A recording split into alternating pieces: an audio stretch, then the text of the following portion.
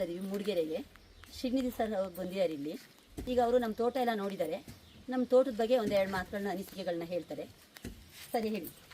So I just went through the entire estate, and I was speaking to Sameer's father also. There's a lot of blood, sweat, and tears, that has gone into bringing this estate. It looks so normal. It looks consistent throughout. ಎಲ್ಲ ಗಿಡಗಳು ಒಂದೇ ಥರ ಕಾಣ್ತವೆ. ಮತ್ತು ಈ Young plant seedlings ತೊಗೊಳಕ್ಕೆ ಅಂತ ಬಂದಿರೋದು ತುಂಬ ಹೆಲ್ದಿ ಆಗಿದೆ, ರೈಟ್. ಆ್ಯಂಡ್ ನಮ್ಮ ಮ್ಯಾನೇಜರ್ ಗೋಪಾಲ್ ಅಂತ, even he'll tell few words about it. Actually ತೋಟ ಭಾಳ ನೀಟಾಗಿ ಮೇಂಟೆನೆನ್ಸ್ ಚೆನ್ನಾಗಿ ಮಾಡಿದ್ದಾರೆ.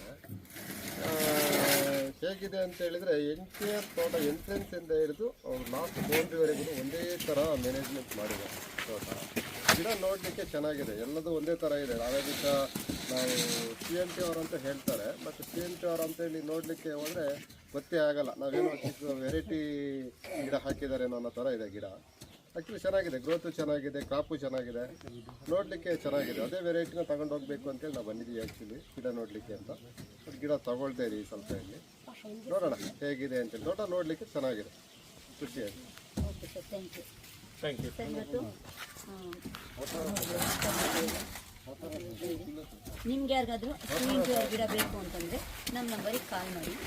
9482034157. ನಮಸ್ತೆ.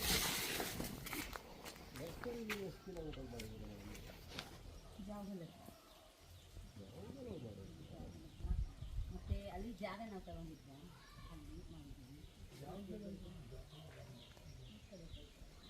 ಇವತ್ತು ಗಿಡ ನಮ್ದಾಗಿದೆ. ಇನ್ನೊಂದು 15,000 ಗಿಡ ಇರ್ಬೋದು. ಸೀಡ್ಸ್ ಕೊಡ್ತೀರಾ ನೀವು?